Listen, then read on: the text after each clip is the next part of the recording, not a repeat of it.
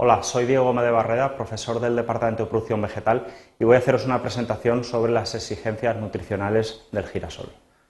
Como puede observarse en esta gráfica, la evolución del cultivo del girasol desde inicios de los años 90 ha ido a la baja.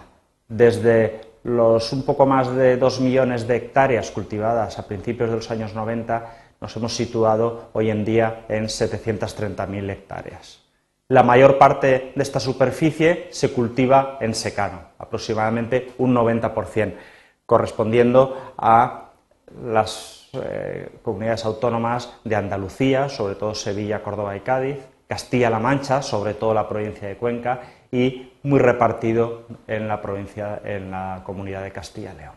En cuanto al regadío, no se cultiva casi, un 10% únicamente, y sobre todo en las riberas del Guadalquivir, en Sevilla, Córdoba, y en las riberas de los grandes ríos de Castilla y León. En cuanto a las exigencias nutricionales del cultivo, indicar que es un gran consumidor de nutrientes, pero debido al potente y profundo sistema radical que tiene, es capaz de autoabastecerse, es decir, es capaz esta planta de explorar horizontes más profundos que a lo mejor otros cultivos, el cultivo anterior o cultivos posteriores, no son capaces de llegar, y por lo tanto muchas veces la fertilización no es efectiva, puesto que esta planta se abastece de fertilizantes o de elementos minerales que hay en capas más inferiores. Extrae del terreno las cantidades que se ven en la diapositiva. Para una tonelada de semillas, que es la producción de una hectárea en secano aproximadamente, extrae 45 kilos de nitrógeno, 20 de fósforo, 110 de potasio. Como se ve, es una extracción muy poco equilibrada. Necesita poco fósforo, sin embargo, muchísimo potasio. El nitrógeno es un elemento decisivo, ya se sabe que en todas las plantas cultivadas es un factor de crecimiento. Su carencia indica que la planta va a sufrir un retraso en su crecimiento y en su desarrollo, el ciclo se verá muy ralentizado. En cambio, un exceso del mismo hace que la planta crezca demasiado, quizás con muchas más semillas, pero con poca producción de aceite al final, estas semillas, que es el objetivo final, la producción de aceite. El fósforo es muy bueno para la síntesis y transporte de glúcidos y para el metabolismo de los lípidos, es decir, del aceite.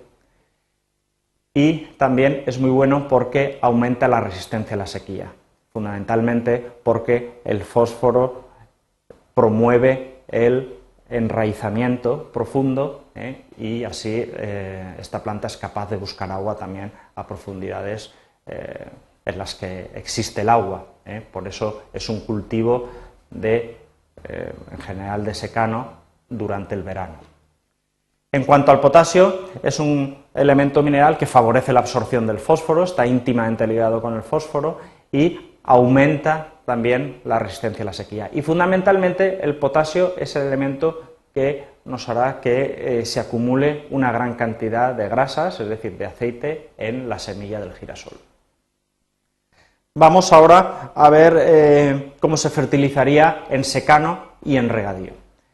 En el cultivo en secano, lo normal en España es prácticamente no fertilizar. No fertilizar, este cultivo no responde a la fertilización, en parte pues porque suelen quedar grandes reservas de nitrógeno del cultivo anterior, que suele ser en las rotaciones de secano, y sobre todo en Andalucía, suele ser un cereal, el trigo, que se fertiliza a veces demasiado.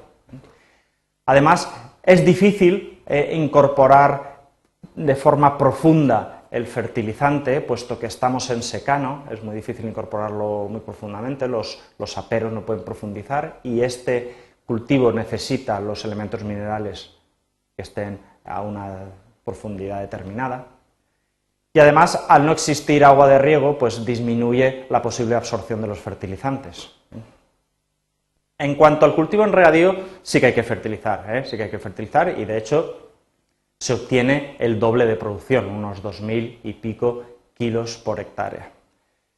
El abonado de fondo se realiza unas 3 semanas antes de la siembra, y se incorpora profundamente, se realiza con la mitad del nitrógeno y con todo el fósforo y el potasio. En cuanto al abonado de cobertera, se realiza a las 3 o 4 semanas de la siembra, con únicamente el 50% del nitrógeno. Para una producción de regadío de unos 2.200 kilos por hectárea y un suelo con un análisis normal, ni deficiente, ni con carencias ni con excesos de algún elemento nutritivo, pues se recomiendan estas cantidades, es decir, unos 110 kilos por hectárea de nitrógeno, 25 kilos por hectárea de fósforo y 160 kilos por hectárea de potasio. Y con esto doy por terminada esta presentación sobre las exigencias nutricionales del girasol. Muchas gracias.